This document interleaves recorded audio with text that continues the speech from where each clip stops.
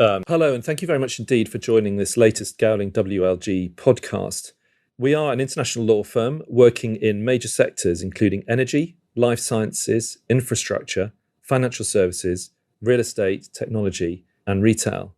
Make sure you subscribe to receive our latest podcast episodes and visit our website, gowlingwlg.com, for all our latest insights. My name is Chris Hunt, and I'm head of the retail sector at Gowling WLG.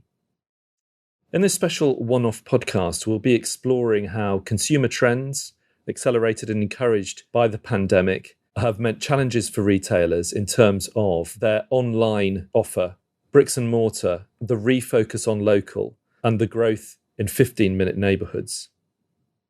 We'll be discussing all this and more with two retail experts. We'll hear from Katie Nugent, who is from the global support team at British cosmetics retailer Lush, and Dr. Tamira King, Senior Lecturer for Strategic Marketing and Sales at Cranfield University. So very warm welcome to both of you. Hi. Hello, morning. Thank you so much for having us. Pleasure. I thought we'd kick off this very interesting subject by touching firstly on your differing perspectives to our central question, which is how can retailers adopt to pandemic-induced consumer behaviour and the increase in buying local, which is a subject I think in retail terms is very, very dear to most people's hearts. So perhaps, Katie, if I could kick off with you on that. I will kick off by saying, first and foremost, at Lush, we sell fresh handmade cosmetics. So the change in habit towards kind of buying locally, buying more often suits our business model quite nicely. We were inspired by, fresh fruit and vegetable markets when the company first started out, and the products are still made freshly by hand. We want our customers to enjoy them fresh. So somebody kind of popping along to their local shop to pick up their skincare routine in the same way as you would pop along to your local bakery to pick up your bread and what you need for the next kind of couple of days is actually great. And we love to see our customers kind of shopping in that way. So that part has really lent itself well to the way that we operate. Having said that, obviously, we've got such a kind of diverse property portfolio. We've got shops that are in more kind of local locations, as well as the more kind of central city centre touristic locations you would expect around the world, which, we still see as playing such a huge part in our brand and in the future of retail as real kind of destinations that people still are and still will go out of their way to come and visit for that full retail experience. Excellent, thank you. Tamira, same question to you. So I was just reflecting while Katie was talking about how during the pandemic and people had to stay at home, people rediscovered their local shops and the breadth of services and the products that they had to offer. And in many instances, how those local shops kept their local community going. They had so much to offer in being part of enabling people to be part of a community, reduce the loneliness and the impact that COVID had. So I think the interest and the people that related to their local stores and the interest in them is here to stay. But I also want to reflect on the changing consumer confidence of online shopping since the pandemic. And I think smaller retailers and local retailers are going to have to also build in their online presence and be aware that people might pop in one day and then shop online the next, and try and marry up those customer journeys to help consumers depending on how they're shopping and where they're shopping and whichever device they may be using. Very interesting, thank you. And so you come at it from similar but different perspectives, and it's perhaps good that we move on to more of a group discussion between us, because there are some interesting topics that arise out of this. First, I think we probably ought to cover something that's very COVID related. So since restrictions lifted, and we're all glad they have in one form or another, and people have got back to offices, what are you seeing as the main differences in shoppers' behaviour in comparison to where we were before the pandemic? Have we seen a sort of acceleration of what was happening before? Have we seen changes happening that are directly as a result? And really discuss that, because I think we're all interested in that topic.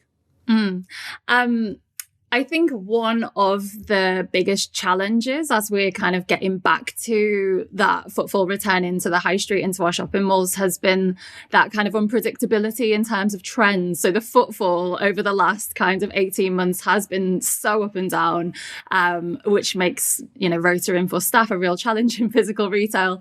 And similarly with kind of buying habits and what people are buying, we've seen a real shake up. And I think that's a reflection of how people are spending their time, as Tamira was just saying there. People are spending more time at home. A lot of people are spending more time kind of on things like self-care and rituals and routines, and that's where we've seen, one of our kind of most famous categories is bathing items, so bath bombs and bubble baths. We've seen absolutely skyrocket. So in terms of like the trends, we have kind of been keeping an eye on that, so that our managers are in a good position to be able to anticipate and be there for our customers, whether that's staffing wise or having the right products there. And then in terms of how customers are responding to being back out, for the most part, people are just delighted to be back in shops, able to have that, that social experience, having a chat with someone, being able to pick up a product and smell it, try it on your hand. Again, coming from beauty and cosmetics is such a tactile thing, right? So when you're shopping for a fragrance, you want to be able to smell it. You want to be able to wear it before you're committing to buy. If you're shopping for a new skincare routine, it's so important to be able to have a chat with somebody who can give you that best advice. So I think we're seeing people really appreciate that hands-on experience and that one-to-one service that is just not kind of the same when you're shopping online. So have you seen would you say you've seen a surge since restrictions are properly lifted and people clearly feel a little freer and a little safer going out into the world? I mentioned to you before we started that my local store, which is in Stratford-on-Avon, appears to be extremely busy, not least by certain members of my family, with certain members of my family shopping there. Have you seen a surge in people wanting to and actually visiting physical stores? Yeah, the footfall's picking back up for sure. Obviously, some channels are kind of bouncing back a lot quicker than others. We are seeing the more kinds of local high street stores, really bounce back. The malls that people can kind of drive to quite easily, they were the first ones to kind of pick up. And now we are seeing things like our train station stores just kind of ease their way back up to pre-pandemic levels. So again, it's kind of having that diversity in places that people can choose to come and shop with Lush, I think has been really helpful to meet all of those different customer needs. And the local nature of it is particularly interesting, isn't it? Because if people are reluctant to travel, and there's a move obviously with ESG and increase in the price of petrol and diesel, for example, that local point is really interesting. And I know that a number of your stores are very much local in focus, aren't they? Yeah, I mean, we're looking at capital cities, so like, London, Paris, Tokyo, as more of a series of connected almost villages than before, where we might have kind of thought of it as a homogenous, this is London. And we have seen people shopping more in their local stores. So, as an example, I was working in our Wimbledon shop last week, and I was so surprised that so many of the customers who were coming in were known to the team by name. They were recognized as they were coming in. That's such a lovely thing to see. Your usual, madam. Yeah, I mean, it's so lovely. And I think, people are responding so well to that from a customer perspective. After, the last few years that we've had and that disruption, to be able to go into a shop, to be remembered, for the last conversation that you had when you last visited, to be known by name, is an incredible thing to be able to bring to the high street. Yeah, very powerful. And Tamira, what's your research telling you on and work you're doing in this area, telling you on pandemic-related trends in this area? Yeah, so to reflect on Katie's first point about trends, I think there was a lot of research coming out on certain products were real winners in the pandemic. So like you talked about hygiene products, cleaning products, fresh products were doing really well. And leisure wear, for example, in fashion was doing really well, probably suits not so much. So I think we need to keep an eye on the trends. And the other thing that Katie was highlighting is the building up of communities in local stores. Firstly, people need to feel safe and secure in their store and feel that it's COVID safe and trust their trust the staff and the environment. But I think this building up of communities is vital for retailers who want to survive, and to give customers rich, immersive experiences. You're competing now against the convenience, the transparency of price and choice online, which people are very much keen to do. So if I think about bookstores that offer coffee space and space for people to have time and relax, and think about how they're going to compete against the likes of Amazon. And I think about bundling up of products, for example, IKEA enabling you to have your services of your products being built at home. Also reflecting on customizing and creating personalized experiences, so enabling people to make that experience their own, to make it really memorable for customers.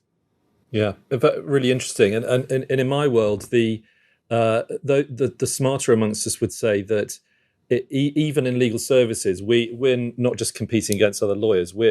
For service delivery, we're also competing against the likes of Amazon, because what the best online retailers have done is take service levels to new heights that we've just not seen before, and matching. I understand that point about matching the physical store, the local approach with that level of service is quite a challenge, and I can see that being driving a lot of what you're doing, Katie, for example. So that idea that someone remembers your name when you go in, and quick and responsive, and all of that goes to make up the whole offer. Should we move on to another pandemic-related subject? We've sort of touched on it, the value of human contact and community. Again, that question to you, I think, Katie. You've touched on some of this in the context of the increase in the importance of community in your offering. Are there any other things that you're doing that are very community focused? So much, to be honest with you, Chris. Like, this has always been a part of the Lush business model, and I think it's part of the reason that we've got the reputation that we do for having that great customer experience on the high street. So it's quite fortunate that a lot of the things that we've had to do because of the pandemic, we've had a good kind of head start in doing that. So we do pride ourselves on having the best managers on the high street. Everything that you've just described there in terms of that level of expectation from the staff, like that starts with having amazing staff who are well trained, who are invested in, and that kind of having those managers who are not only responsible for running the business in all of the ways that you would expect from a retailer, they're also at the heart of their community. We value them understanding what is going on in the city or in the town that you're working in as much as we do like knowing what you stock on your shelves. Like, that is a part of the job. So, the initiatives that we see in our shops are manager-led and they're team-led. They'll be kind of looking out to what is going on in the community, what's needed, and then look at, okay, well, where can Lush fit into that and how can I be a part of that? So an example we've just had last night, actually, our shop in Munich, which is one of our global anchor shops. They have cleared a floor and dedicated that to an art exhibition. So it's a photography exhibition, which has been traveling around the world. It's being run by an LGBTQI plus group called All Out, who we've partnered with before. We've raised money for them through sale of charity products, but they're now using our retail space to show a photography exhibition. So this is, again, thinking kind of beyond retail, beyond like, okay, people are coming in because they're buying their soap. Is what else can we provide, and what other reasons can we give people to come out into the high street? And those things, not only do we get incredible feedback from our customers, and honestly people who maybe weren't our customers before, but they see us doing that kind of thing and then they want to support businesses who are actively trying to make a difference. But you also see it from staff engagement level as well, and staff being able to come to work, bring their whole self, bring their value system, bring ideas about who we should be collaborating with. We've seen so much of that over the last kind of few years, and it's been amazing to see. And that's interesting. The idea of experiential retail, which Tamira, I think you touched on, the idea that experiential retail isn't just about a big Apple store and then buying online. It's about the experience that you get in every touch point with the retailer. What does your work tell you about that community feel, the idea of something local and the experience that goes with that? So there's lots of research about building community, why it's really important.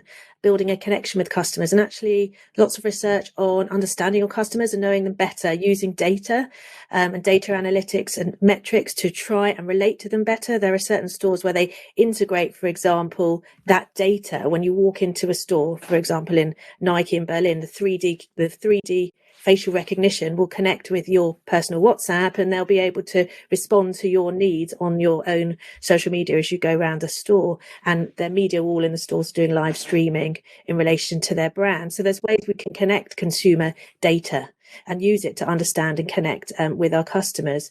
I think the examples Katie was giving in store and reflecting on using this space for important causes like charities, or using it again to build communities. So the local flower shop near me was doing classes before the pandemic, and flower arranging classes.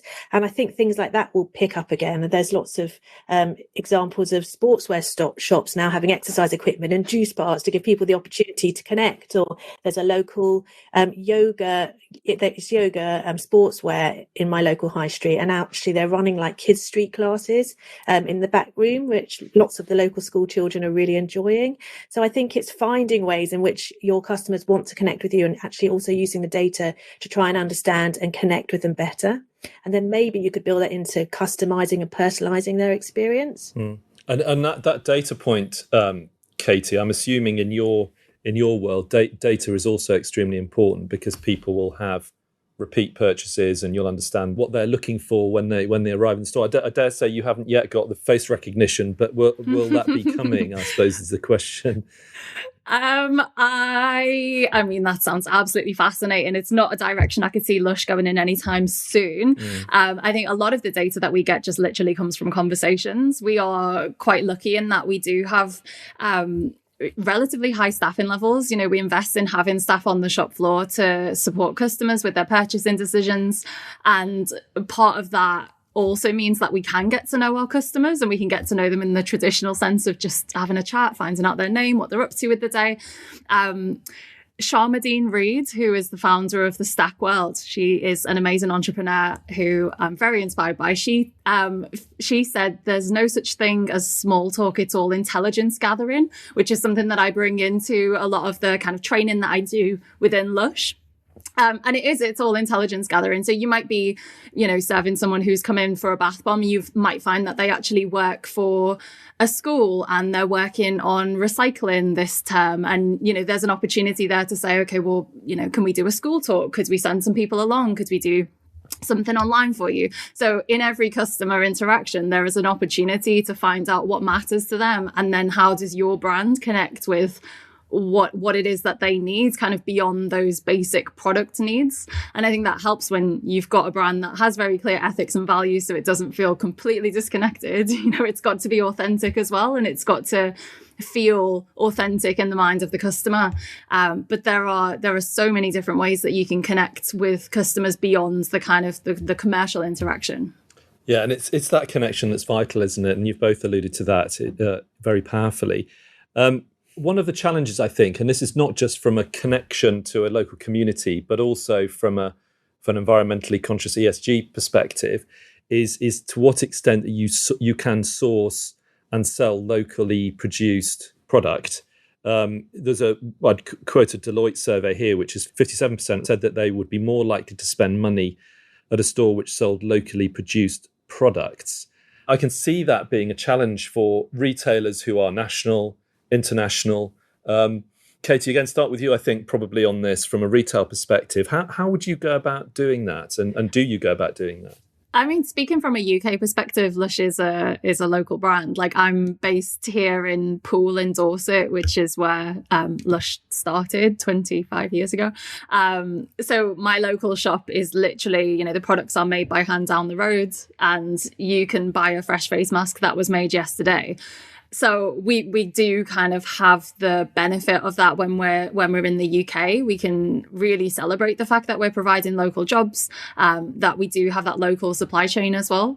Obviously, we are operating internationally, and we have a buying team who work incredibly hard to make sure that we are sourcing the best ingredients in terms of quality, but also in terms of who we're partnering with. Businesses that are buying ingredients from around the world, shipping products and ingredients around the world, have a vested interest in making sure that we are working towards not just sustainable, but regenerative models of buying and manufacturing and supplying. And it's something that we have teams that work very hard on kind of day to day here. And to what extent do you make it clear to your customers that much of what you do is locally produced? I mean, I think like in terms of our messaging, we definitely always have opportunities to be able to get those messages out there. We have these conversations on our shop floors from a retail perspective. On our packaging, it tells you exactly where the product was made. If you go on our website, you can find out more about where the ingredients are sourced. So we have stories to tell behind every single ingredient that goes into our products. And what's been interesting again about the pandemic and the shift in customer behavior is we've always kind of been telling those stories, but it feels like now people are ready to listen and people are paying more attention to finding out where the products are coming from, and kind of what's gone into that. So I think it's a move that we welcome, and it's an amazing sign that people are caring more about where they're putting their money. Yeah, absolutely. And Tamira, from a wider retail perspective, you'd presumably say that this is a hugely important shift for retailers, but at the same time, it does present a challenge for those who are more international in the nature of the products they sell. So be interested in your take on that. Yeah, absolutely. It's a challenge, but it's really important that international retailers focus on making sure that they've got a sustainable supply chain with as limited miles as possible. We've seen a growth in the local high street here of green stores where you fill up packages and you fill up jars, or for example, shampoo, conditioners, fabric washes. Like Katie says, it's a really good move that customers are moving towards less packaging and supporting those retailers. I feel that we have another role to play in educating retailers when we're doing things sustainable. You know, everybody's very quick to pick up a company that presents themselves as green and they do something wrong. I mean, we've seen incidences of that in the past. So I think it's our job to educate customers to actually vote with their feet and support retailers that are trying to do a good job in being sustainable and reducing those miles around the world where they can. Yeah. For those that produce, stack them high and sell them cheap, that's even more of a challenge, isn't it? Particularly around the locally sourced products. What's your work telling you about how retailers, those sorts of retailers, are managing to cope with this? Are they paying lip service to it, or is it a bit smoke and mirrors, or are they genuinely cracking it, would you say? I mean, I think a few years ago, we saw large shutting down of manufacturing plants in the UK and everybody's going offshore to make it cheaper. But actually, I think now we see more companies bringing back manufacturing to the UK, especially with the problems with Brexit, and trying to move their operations to be more seamless and more successful, and actually to be closer to the customer. I mean, businesses probably thought it was cheaper to have tele services abroad, but actually they realised that customers weren't getting very good service that way, and that led to a lot of complaints. And it was better off being based closer to home. So I think retailers are trying and learning to try and improve this as they're going along.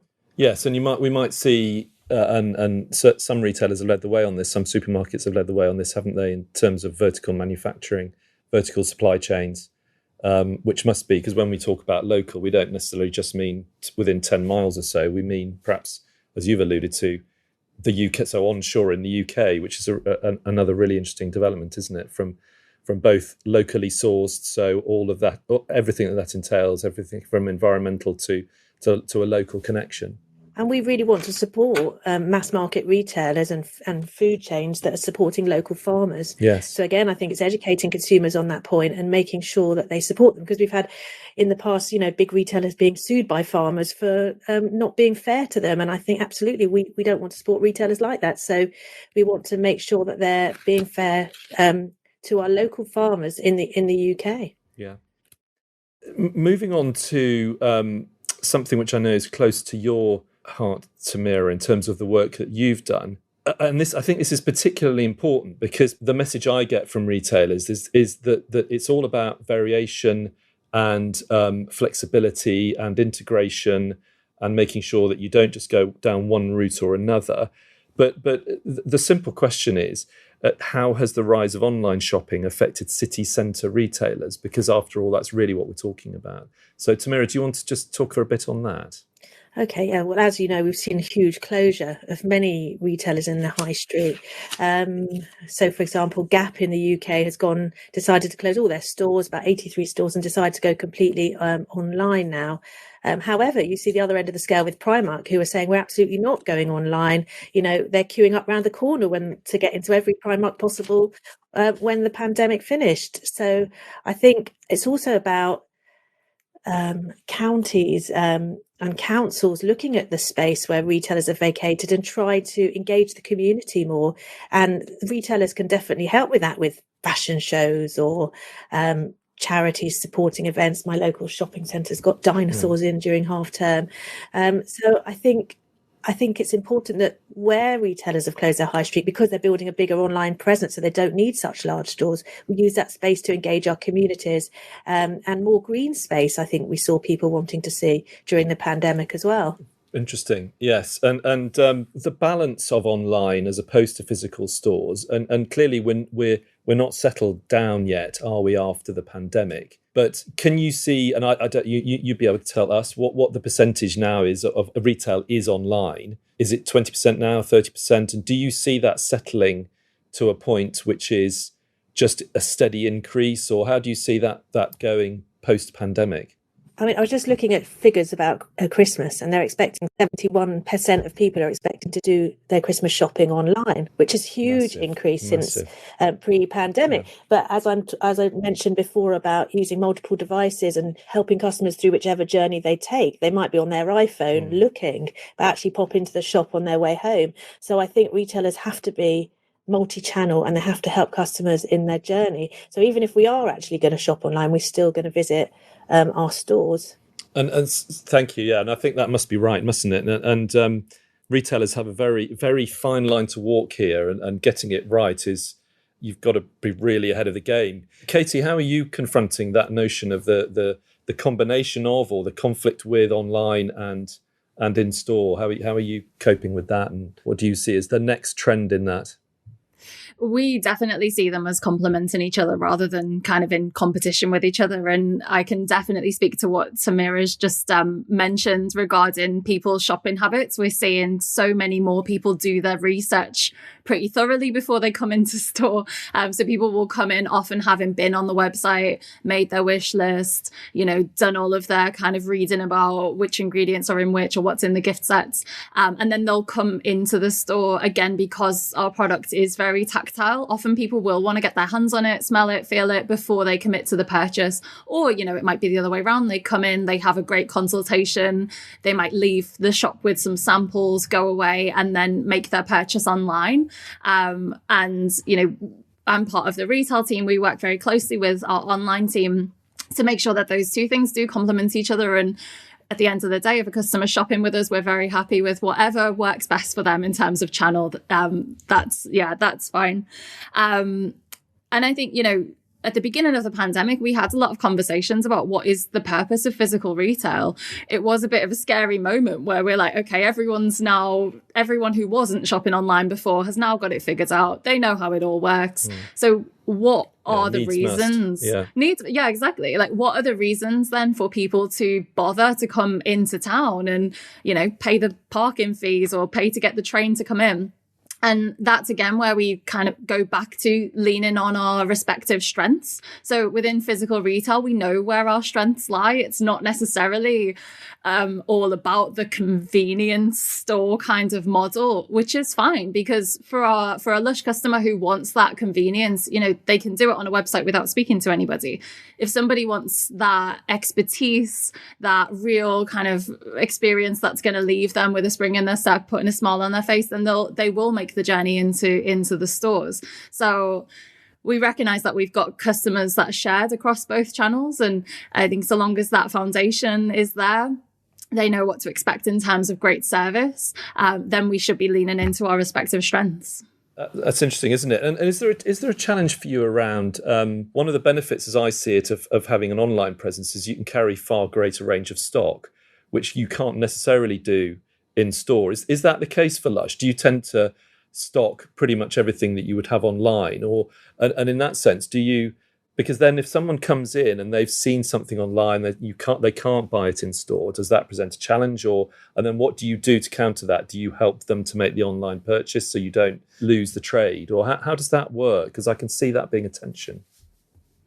Yeah, it's definitely something kind of over the last, I would say maybe 5 years or so, as the number of products that we stock has kind of grown and grown, and our average shop size hasn't necessarily grown by the same proportions. We've had to figure out that balance between not overloading the shelves in such a way that it becomes difficult to navigate as a customer, but equally making sure that we have a product for every need. So we have our core range, of products. One of our kind of top box goals as a business is to have a product for every need. So that is a very kind of specifically curated, and it is an abundant range that you can come in and you will find something for everyone. We have that across all of our stores. And then we have our anchor stores, so the kind of larger format stores like Oxford Street, Liverpool, Shinjuku, where we've got kind of 2-3 floors of retail space where we can have those extra carry that extra range of products as well as services. So those are things that you can only buy in those larger format stores. And again, we kind of lean into the model of a bit of like hype marketing around that as well. You might not be able to get it if you just pop down to your local store, but we find the feedback from customers generally is pretty good. Like they will make the day trip to go out to one of the larger format stores or shop online if that's something that they really want. So we're not trying to create carbon copies of our stores and have exactly the same thing everywhere. We are leaning into who we've got locally, what space we've got, and curate an experience that does make it worthwhile when you're in another city, popping into a Lush store to see kind of what's different compared to your Lush store in your hometown. Yeah. So again, loads of variation and flexibility. Really interesting. Tamira, as I mentioned, we touched on the notion of returns, which is a vital part of online, isn't it? And again, how that works with city centre physical stores. What have you got any thoughts on that? So there's been an increase in returns over the last few years. And I think retailers have tried to make it easier for customers to take things back, especially in the pandemic where they could only shop online. So people aren't frightened to take things back anymore. And people expect good customer service and a good customer experience when they're doing so. So I think that's just becoming a large part of retail. From a retail perspective, it can be very difficult to manage.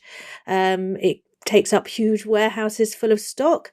And part of the research I look at is on fraudulent returns. So people possibly using products and then sending them back, which is extremely naughty.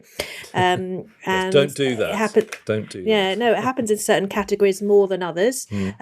But this creates huge challenges for retailers who try to be very fair and transparent and offer a competing returns policy in their own sectors, whether that's fashion, I'm not sure it happens so much in beauty, but or homeware, for example. Yeah, and that idea then, and actually encouraging people into physical stores so they've been able to touch, feel, try it on perhaps, is compelling, because as you've rightly said, Tamira, the retailers are so keen to please, and the legislation is very helpful towards consumers in terms of what they can and what they can't return and how they do it, and the law around that is more helpful, I think, probably to consumers, perhaps quite rightly, than it is to retailers. But it's that idea then that if you can get people into stores and they've touched it and felt it and perhaps tried it on, then maybe the chance of it being returned is less. So there's a real impetus to keep that going, isn't there? Yeah, and just to say, with online retailers, if they were to describe their product or create videos or give more detail, it would also reduce returns as well. Because as you're alluding to, Chris, when you're in the store, you can see the physical product and maybe have a play with it. Depending, is it a Hoover? Is it a computer? Can you have a go? And you can't always do that online. So I think there are things retailers can do to remedy that and improve the returns rate a bit. Yes, although as Katie touched on earlier, smelling something is, until we've got smelling over online, that's it's going to be difficult. Yeah, but there's people are now happier to buy things like makeup online with VR and makeup shades, and there are companies out there doing it. So things are changing now. We can't smell online, but beauty is a product that was slow One to day, take perhaps. off. It's just a product that's slow to take off online, and things are changing. Yeah, Massively, of course, yeah. And one of the central themes of this podcast, it's actually important from the perspective of just local, but it's a buzz phrase that we're hearing quite a lot, and it's the idea of 15-minute neighbourhoods, which is a very neat way, a very shorthand way of describing the way of the world. And I just mentioned actually the Birmingham City Council Future City Plan, where a major tenet of that plan is to almost not divide the city, but to have it in 15-minute neighbourhood models. So you would live there, you would shop there, you would get healthcare there, you would do leisure activities there, all within a 15-minute walk. And it's a very powerful idea. And it's one that, retail has to keep adapting to whatever demographics and consumer trends. And this I think is going to become really important. The idea that within a very short space of time, you can walk to whatever you need to live and to enjoy yourself and to stay fit and healthy.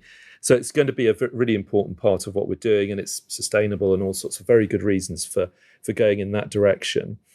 And so the question here is for both of you, how might online shopping also change to become more environmentally viable? And back to that point about community, perhaps starting with you, Katie, do you have 15-minute neighbourhoods in your lexicon now? And are you approaching that in a way that will cover the whole issue? Ooh, I mean, 15-minute cities it's not a new idea, right? It's something that has kind of been talked about for a long time. And I think, it's great to hear local councils taking this on, especially from an environmental perspective and thinking about being less reliant on transport and being able to kind of get about by bike and by foot and building the infrastructure around that, I think will all be welcomed. In terms of has that then changed our direction around property and where we're retailing? I think, as I said before, we have already got that diversity built into our business model. We have got lots of examples of local shops, and for sure, we'll be keeping an eye on the trends and what our customers are telling us about where they want the stores to be. A lot of our decisions about where we put stores are based on either customer feedback, heat maps looking at where they're shopping online, but also what our staff are telling us, and using that local knowledge to find out, where are the local shopping, where are they spending their time and their money. So yeah, it's definitely something that we'll be keeping our finger on the pulse for, but I don't think that is going to replace the destination style shopping where you do have that kind of let's go on a day trip to central London to experience the magic that Oxford Street has to offer. I think, that's still such a huge part of our culture. And I think those two things don't have to be in competition with one another. No. And the supplementary point there, which is and it's a very much an environmental focus, isn't it? But also, as we've touched on, the community focus. Can you see your online shopping offer becoming more environmentally viable in that sense too, in the same way that the focus on local is for bricks and mortar? I mean, one of the things that we've been exploring, again, sort of accelerated by the pandemic, is local delivery and using our stores to fulfill those. And we've been partnering with a lot of bicycle delivery companies around the world to fulfill that. I think that's another excellent example of using local resources, thinking about what's the right decisions to be made from an environmental perspective about getting products into customers' hands. So that's something that I can see, just again enhancing the offering of services that we have for customers. Tamira, what's your take on that? The notion of 15-minute neighbourhoods and then how online fits into those? I think the idea of a shopping and doing everything closer to home is a great one. I think we see retailers buying smaller stores and closing their larger stores so that they can be in these smaller towns. So the local John Lewis in the large shopping centre near me, which was their anchor store, has unfortunately closed. But we're seeing opening up of smaller stores near me. We've just got an M&S local store and Tesco Express. So I think retailers are changing the way that they're trying to deliver to the customer to ensure that they're there within their 15-minute walk. I think also in terms of big retailers, we might see some marrying up of retailers so that they can build on each other's strengths. For example, when Sainsbury's bought Argos, they were able to piggyback on their catalogue and all that knowledge that Argos already had. And another good example of that is Uniqlo, the fashion retailer from Japan. They have very few stores in the UK, and they've made a marriage with 7-Eleven, the local convenience store, so you can go and pick up your skinny jeans while you're buying your milk. So I think there's a marrying up of retailers which can really be beneficial. Yeah, and that will be an interesting trend, won't it? It's got to be, and where they're complementary to one another. The idea of buying skinny jeans and milk, that didn't occur to me, but I can see the point. Across physical stores, what changes in physical stores are we likely to see over that period on the subjects of click and collect, experiential, and adapting store interiors and exteriors to the local landscape, and those three by way of example, but not necessarily intended to be exhaustive or exclusive. So in other words, not looking at the now, but looking at the near, medium, and then longer term future. So again, I think, we will be building on our strengths as a retailer as being very experiential, very hands-on, and a place where people can come and get that expertise. We've been building up our services side of the business over the years, and this is something that we definitely see as playing more of a role in physical retail spaces moving forward. So we have spas around the world where you can go and have a massage, have a facial as part of the Lush shopping experience. So again, they're in our larger format stores at the moment. We have hair salons. There's plans to expand that part of the business.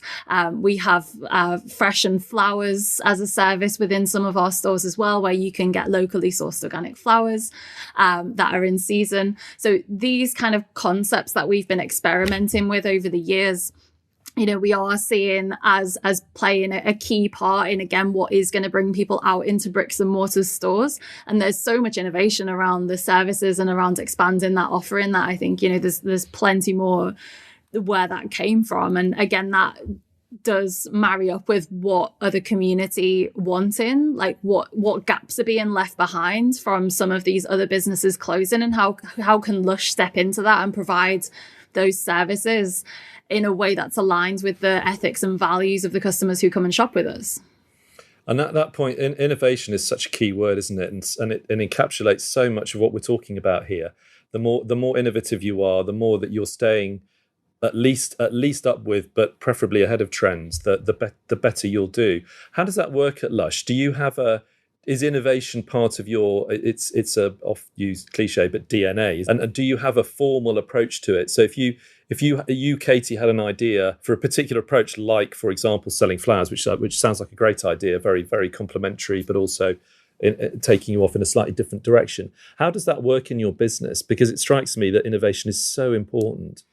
Yeah, it definitely is in the DNA of the brand. Like, we've been innovative since, the 90s when the brand was founded. And even before then, the founders worked together on various other businesses. And a lot of the things that were kind of considered innovative and a little bit different at the time, like making a stand against animal testing, like being activists and, being quite open about our politics and our opinions on what the government are doing or aren't doing. Even 10 years ago, people were saying, why is this being mixed with my bath bombs and soaps? But I think now we're seeing more brands and businesses speak out about the issues that matter to them, and customers are responding really well to it. So I think, a lot of that innovation, it's not contrived. It's not necessarily this is the innovation team or this is one person's responsibility. It really is part of everyone's responsibility.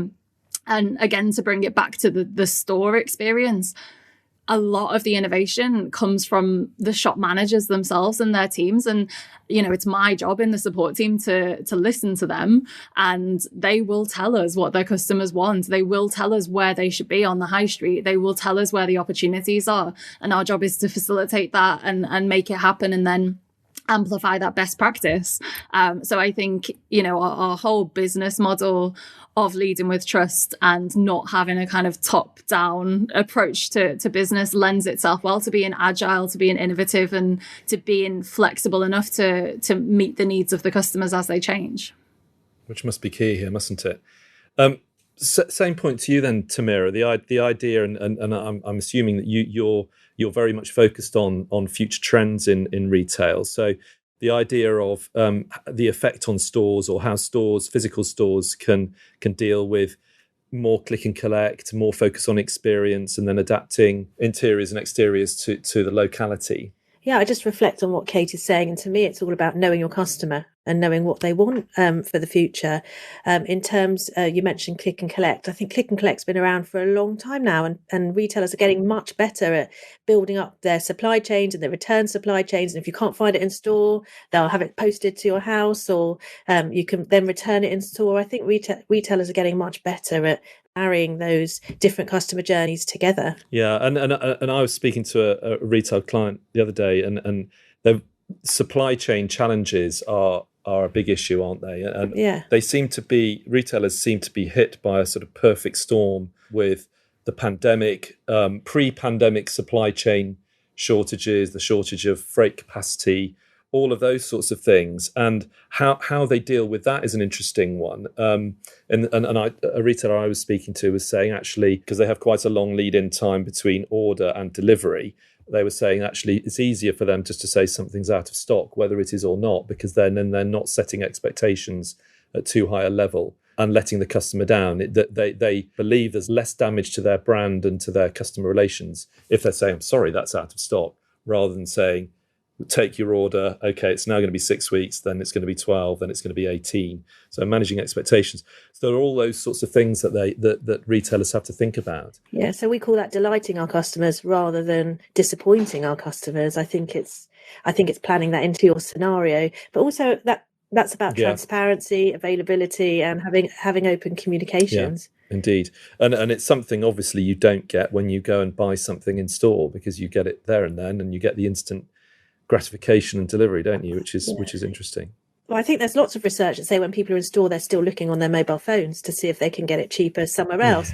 And they also might be thinking, I can't get it in store, but if I order it online, then I can have it delivered and I don't have to carry it. So so they're using their other devices in a challenging way for retailers to manage. Very challenging. It's a very challenging world, isn't it? It's not easy being a retailer. I'm sure you would agree, Kate. Very enjoyable and very rewarding, I'm sure, but really not easy. The landscape is ever shifting, and because consumer demands change with the wind almost, don't they, in some respects? Yeah, I think in just listening to you describing the plight of some of the retailers who are kind of dependent on suppliers outside of their own business, we are in a really fortunate position in that, we own our own manufacturing. So end-to-end manufacturing to retail is all done in-house, which really important. Does make life a lot easier. And it means that, we can kind of flex a lot more easily to the needs of the customers and to changing buying habits. So our manufacturing teams are absolute superstars. Yeah,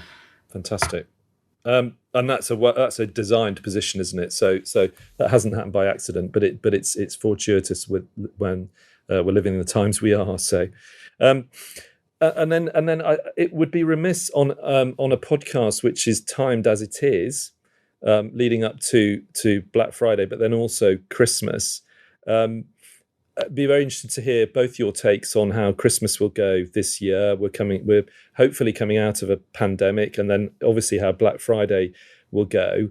And I'm particularly interested in the movement from in-store shopping to online deals, and whether there are going to be any trends that we see in this very busy period.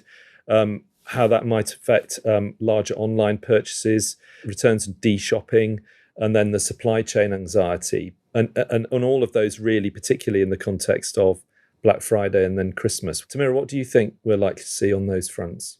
I think in the past, this huge push towards Black Friday, which is a very American concept, has actually impacted sales at Christmas. So if you've done really well on Black Friday, you might find that you have a slower Christmas. So, and I think retailers in response to that were bringing in products for Black Friday, knowing that may be bigger for them than for Christmas. I think hopefully, whether it's Black Friday or Christmas, or hopefully even both, consumers are going to be out there shopping.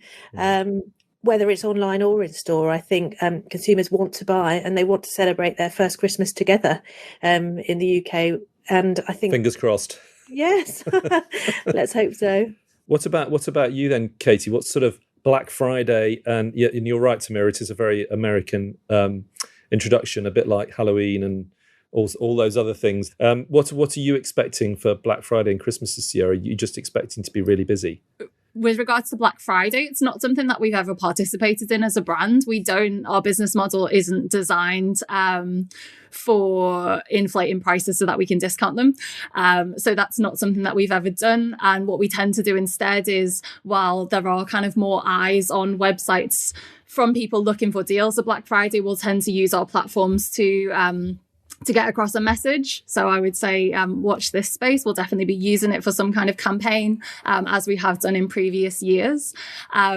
But Christmas really is kind of, that's our bread and butter. And we've already we launched our Christmas range at the end of September.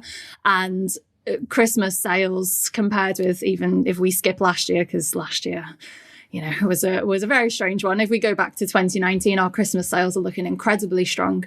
And some of that may well be because people are shopping early this year, with a little bit of that supply chain anxiety kind of across the industry, the wider industry. So we're seeing people are doing their Christmas shopping already. We're feeling really optimistic about Christmas on the high street, as we have to be. And, last year, our retailers, our managers and staff kind of had to deal with the opening and closing of shops and getting their products out and distributing products that we knew we weren't going to be able to sell once we had the lockdown enforced. So I think, if they could handle that and get through that, we can get through anything this year. And we're really pleased to be welcoming customers back in and showing them a great time and helping them with their Christmas shopping.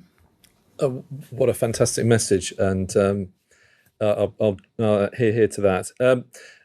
Before we close, are there any final comments on this area? The focus being on the local, the bricks and mortar, how that integrates and interacts with online, experiential retail. All of these things are really important and all interlinked and all about facing the consumer and making a success of retail.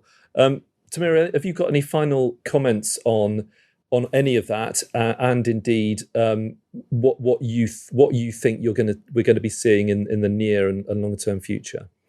Oh, I like Katie's optimism for Christmas. Yes, so do I. I'm hoping that's a great way forward.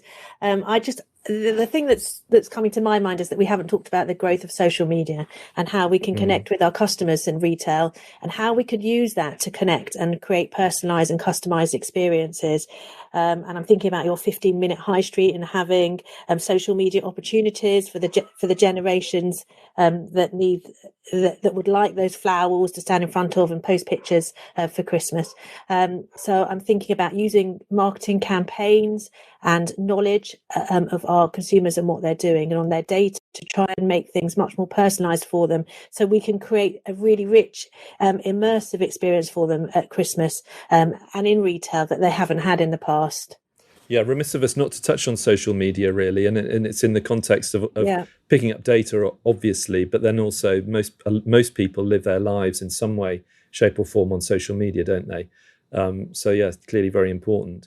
And for you then, Katie, any final comments on that whole interaction between experiential, local, bricks and mortar, online, and what you think you might be seeing in the near and longer term future? Yeah, I think for anybody working in retail, I think the biggest focus right now has to be on leaning into our strengths. Like, shopping is a national pastime. It is a hobby of mine. It is something that, if you look at my Google Maps, I will save shops that I will make a point of going to whenever I'm in that town or city. And I don't think that is going to go away anytime soon. We've been shopping since we've had towns and cities. And it's such a key part to the community. But I think the challenge for retailers more than ever is to make sure that you are staying relevant to what it is that people want. I think just opening your doors and expecting people to come in and shop with you is no longer enough. Like, what is the show that you are putting on?